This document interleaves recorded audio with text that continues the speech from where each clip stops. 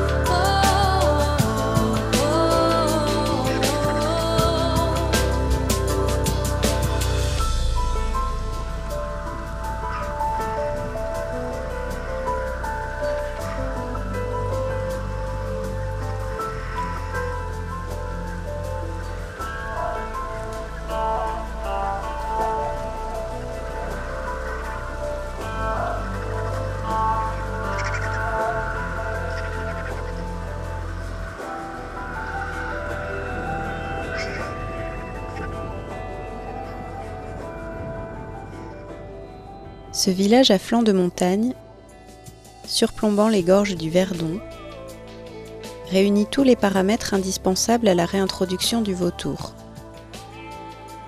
Des falaises, du soleil et du vent. Béni, là il y en a un. Regarde, il va passer. Là. Regarde là-haut. Il est petit. Là. Non, il est grand, mais il est loin. Là encore un là. Ah là il est grand. Ouais, il est gros. C'est d'où qu'ils partent les vautours? Juste en face de nous, on aperçoit le site de la LPO. C'est de là que partent les vautours lorsqu'ils effectuent un séjour en volière.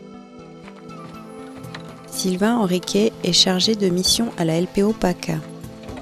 Avec son équipe, il s'apprête à accueillir un jeune vautour moine. Cet arrivage nous vient tout droit du zoo d'Innsbruck en Autriche.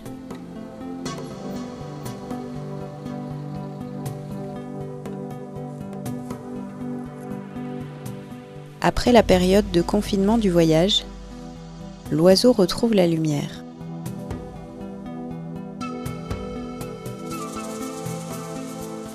Arrivé à la volière d'acclimatation, il découvre son nouvel environnement.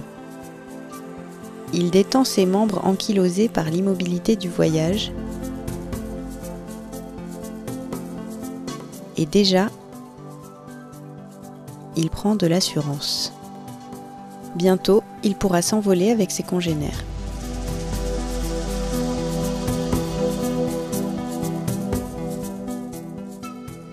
À quoi reconnaît-on un vautour fauve? Le vautour fauve se reconnaît à son long cou recouvert d'un fin duvet et à sa collerette de plumes blanches. Chez le juvénile, vous pouvez voir qu'elle est beaucoup plus brune. Combien mesure-t-il? Debout, il mesure environ 1 mètre. Son envergure imposante, de 2,50 m à 2,80 m, en fait l'un des plus grands rapaces d'Europe. Comme on peut le voir, c'est un planeur par excellence. Il profite des ascendances thermiques produites par le réchauffement solaire du sol et des falaises. Il se laisse porter par les masses d'air en mouvement pour s'élever en spirale et sans effort à plusieurs centaines de mètres au-dessus du relief. Il sait aussi utiliser des courants créés par le vent qui butent contre le relief et qu'ils empruntent en longeant la crête. Y a-t-il d'autres espèces de vautours dans le Verdon? La présence du vautour fauve dans le Verdon a favorisé le retour du percnoptère. C'est le plus petit des vautours européens. Il mesure 60 cm de haut et 1,55 m à 1,70 m d'envergure. Il existe une autre espèce de vautour, le gypaète barbu, mais qui est beaucoup plus rare dans notre région. Ensuite, on a le vautour moine, qui est le plus grand rapace d'Europe. Alors lui mesure 1 mètre de haut et 2,50 m à 2,90 m d'envergure. En ce moment, il est en cours de réintroduction. Quelle différence y a-t-il entre le vautour fauve et moine? Alors la tête du moine est beaucoup plus large que celle du fauve. Elle est recouverte en partie d'un duvet ras et son plumage brun-noir s'éclaircit avec l'âge. Est-ce qu'ils peuvent attraper des proies vivantes? Malgré leur grande taille, ils sont incapables de capturer des proies vivantes. Ils pèsent 8 à 10 kg, ce qui ne leur permet pas de se déplacer en vol battu très longtemps. Mais qu'est-ce qu'ils mangent alors? Leur bec recourbé et leur serre nous rappellent que ce sont des rapaces charognards. Ils se nourrissent uniquement d'animaux morts. Ce sont des agents sanitaires redoutablement efficaces et considérés comme les éboueurs de la nature. Leur système digestif les met à l'abri de toutes les maladies véhiculées par les cadavres dont ils se nourrissent. Des adaptations, nombreuses et variées, limitent la compétition alimentaire entre les différentes populations de vautours. Le fauve, par exemple, préfère la consommation des parties molles comme les viscères ou les muscles. Le moine, lui, est davantage spécialisé dans la consommation de parties plus coriaces comme la peau, les tendons ou les cartilages. Le percnoptère, plus petit, se nourrit habituellement de la chair d'animaux de petite taille. Reptiles, rongeurs, insectes. À l'occasion, il peut aussi consommer des œufs. Il jette des pierres sur la coquille jusqu'à ce qu'elle se brise. Quant au gypaète barbu, il surgit lorsque les curées sont terminées et qu'il ne reste que les os. Il les laisse tomber pour qu'ils se brisent et manger leur moelle. Il se nourrit également de fragments d'os et de sabots. Comment trouvent-ils leur nourriture? Ce sont des oiseaux grégaires, c'est-à-dire qu'ils vivent en groupe. Ils forment des colonies qui comportent parfois plusieurs centaines d'individus. Ce mode de vie facilite la recherche de nourriture lors de leurs déplacements. Ils sont dotés d'une acuité visuelle qui leur permet de repérer un lapin mort à plus de 3 km. Quand l'un d'entre eux repère une carcasse, ils s'en approchent. Les autres comprennent qu'il y a de la nourriture à cet endroit et en quelques minutes, la colonie commence la curée. Après leur départ, il ne reste que la peau et les os. Ensuite, ils peuvent jeûner plusieurs jours d'affilée. Où dorment les vautours? Les vautours fauves nichent seulement en falaise. Ils sont rupestres et ils utilisent cet habitat pour leur repos diurne et nocturne. Le vautour moine préfère construire son nid dans les arbres. Généralement choisi sur une pente, ce nid parfois très imposant mesure entre 1 et 2 mètres de diamètre. Quand est-ce qu'ils font leurs petits? En automne, les couples évoluent dans les airs en tandem. La nidification commence dès le début de l'hiver. L'œuf est pondu fin janvier, dans une aire construite dans la cavité d'une paroi rocheuse. Le mâle et la femelle se relaient pour couver pendant environ 53 jours.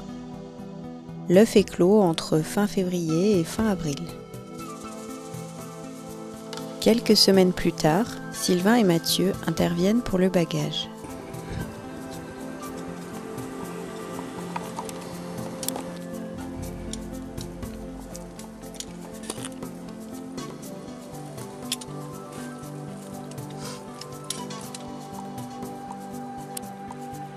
Donc pour chaque poussin qu'on bague, on fait différentes mesures biométriques, en plus de la pose des bagues. Donc là, il a un avant-bras qui fait 300 mm, 30 cm. Alors la bague muséum, c'est, on va dire, sa bague officielle, qui est fournie par le Muséum d'histoire naturelle de Paris. Donc c'est un code unique, donc ça c'est ce qu'on appelle des bagues TY. Et toutes les informations relatives à l'oiseau seront liées à ce numéro-là. Il faut bien la serrer, parce que le but c'est qu'il la garde toute sa vie. Voilà, donc sur cet oiseau, on a posé la bague TY 4837. On va regarder la patte du vautour. Alors on voit qu'il y a 4 doigts, qu'il y a un très long doigt médian. On voit, donc c'est des cerfs de rapace. On voit ses pelotes sous les doigts. leur permettent de se déplacer, de bien marcher. C'est des très bons marcheurs. Le vautour, il transporte absolument rien dans ses pattes. Tout est transporté dans le bec, notamment les matériaux de construction du nid. Donc un vautour, il a pas de force pour attraper ou transporter quoi que ce soit dans la serre, à la différence d'un aigle ou d'un faucon qui lui est prédateur et va tuer ses proies grâce à ses serres notamment. Donc les oiseaux que l'on bague, en fait, on récupère 2 petites plumes en croissance pour notamment sexer l'oiseau, puisque là on ne peut pas savoir si c'est un mâle ou une femelle. Donc ça nous permet de mieux connaître l'individu. Donc l'oiseau, on voit qu'il a déjà des grandes plumes qui ont poussé sur le dos, tout ce qu'on appelle les couvertures, ces plumes marron sur les ailes. Les plumes de vol qui sont noires sont encore très courtes, on le voit là sur l'aile et sur la queue. Sur la queue, c'est celle qu'on appelle les rectrices. Puis après, il y a des plumes de corps, donc il y en a qui sont encore en croissance, des petites là. Donc c'est des plumes comme ça qu'on va prélever.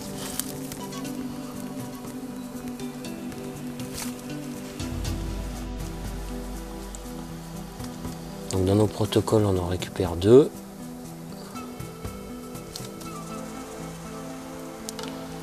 Voilà, on met dans de l'alcool, qu'on conservera comme ça, pour les transmettre à un laboratoire.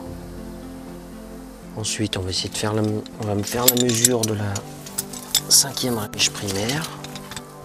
1, 2, 3, 4, 5.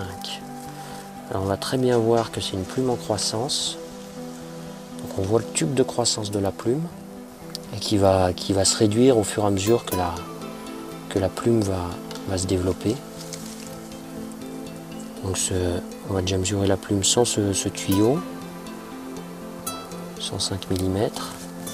Et ensuite, il faut aller chercher la base de la plume. Voilà, la règle est à la base de la plume. Et là, on est à peu près 212 mm. Ce qu'on voit aussi, ce qui est intéressant à voir ici, c'est qu'en fait, les vautours, ils vont garder ce duvet-là. Hein, donc c'est le duvet initial. Par-dessus se développent des plumes de corps. Et en fait, ce duvet-là, il va le garder. Donc ça le maintient pour le poussin, ça lui permet d'avoir une certaine isolation, mais même pour l'adulte. Ce qui fait que les vautours, ils sont très peu sensibles aux variations de température. Ici, en hiver, quand les vautours couvent, il peut faire facilement moins 10 ou peut-être encore plus froid. Et c'est pas un problème pour eux. Et ils ne souffrent pas non plus de la chaleur. On va terminer par la pose de la bague d'Arvik, qui servira à identifier l'oiseau pendant toute sa vie. Ces bagues blanches, donc elles sont utilisées maintenant partout en France. Cette codification elle est même européenne, puisque par exemple les oiseaux espagnols portent des bagues jaunes avec un mélange de lettres et de chiffres. Les oiseaux de Croatie, du moins de l'est de l'Europe, ce sont des bagues vertes. Les vautours se déplaçant beaucoup, très rapidement. Quand on observe des vautours lors d'une curée, c'est-à-dire quand ils mangent tous ensemble, s'il y a un oiseau qui vient d'ailleurs, dit exogène, on peut très rapidement savoir d'où il vient. Donc grâce à ce marquage-là, on peut étudier assez simplement le mouvement des vautours fauves en Europe. Alors ce bagage des vautours fauves, ça se fait à un moment bien précis. Ça se fait quand l'oiseau a entre 50 et 60 jours. Pourquoi ? Parce que s'il était plus petit, cette bague qui est quand même relativement grosse, elle pourrait glisser sur les doigts. Donc lui coincer les doigts ou alors remonter plus haut sur le tibia. Donc là c'est un moment où l'oiseau est suffisamment gros pour que la bague reste sur le tarse. Et puis s'il était plus grand encore, le risque c'est qu'il soit plus effrayé et qu'il s'approche trop près du bord avec le risque qu'il chute. 48 minutes plus tard, un des parents réintègre le nid. 19 jours après, grâce à la nourriture apportée par ses parents, on peut voir qu'il a déjà bien grandi. À 4 mois, il est prêt pour son premier envol. Et à l'âge de 4 ou 5 ans, il pourra se reproduire à son tour.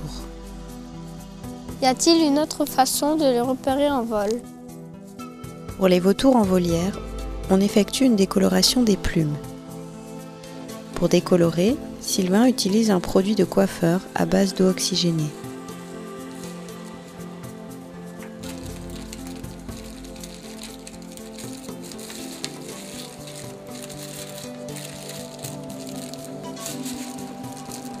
Ensuite, sur une des rectrices, on lui fixe un émetteur alimenté par une pile au lithium d'une durée de vie d'1 à 2 ans, ce qui permettra de suivre son évolution lors de son lâcher quelques jours plus tard.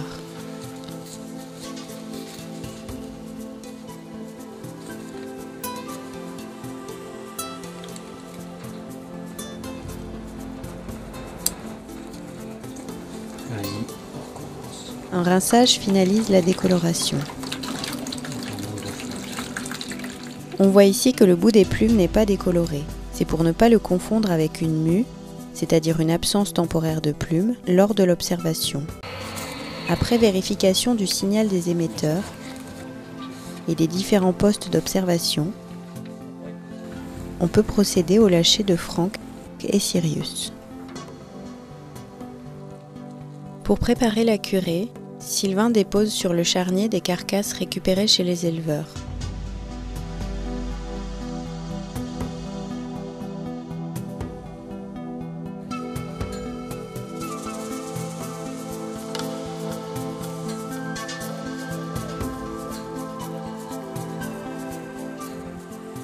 Pour inciter Franck et Sirius à sortir, Sylvain dépose également des appâts devant la volière. Ayant repéré les carcasses, les vautours effectuent des vols concentriques au-dessus du charnier. La curée a commencé.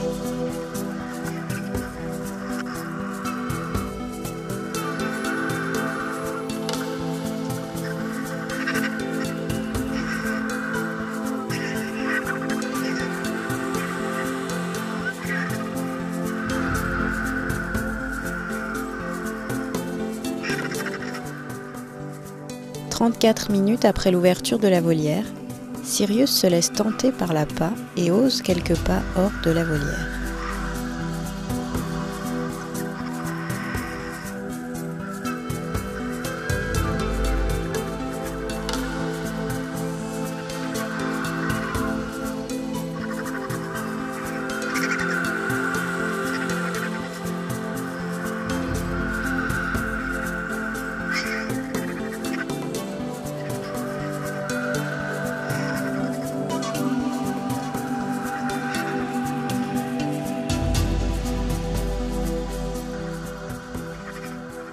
14 minutes plus tard, Franck, à son tour, se lance dans l'aventure.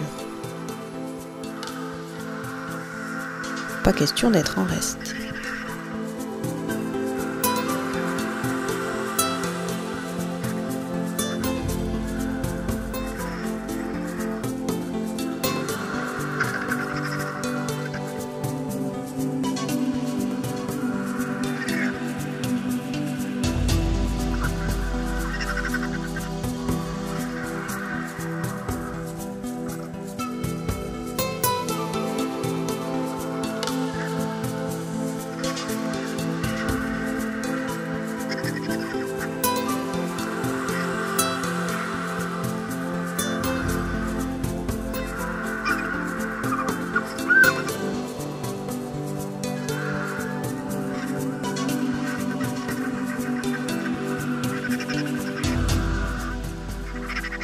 Franck et Sirius se sont rapidement intégrés à la curée.